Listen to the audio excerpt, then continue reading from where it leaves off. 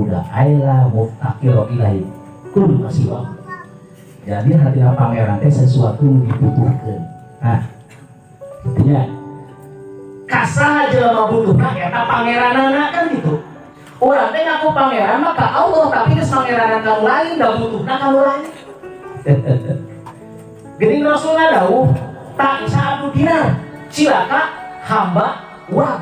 Aya teh sejarah jelema nyemah duit secara ritual, siga nyemah patung lata jeung uja. Aya teh sejarah? Teu aya. Teu aya. Ti Nabi Adam sampai ka ayeuna kalau eta mah nyemah duit, siga nyemah matahari, nyemah patung, nyemah gunung, teu aya. Teu aya jelema anu ngalakukeun ritual persembahan kana duit. Tapi Rasul nyebutna aya hamba duit. Karena hatina hamba teh butuh. Hatina hamba teh membutuhkan.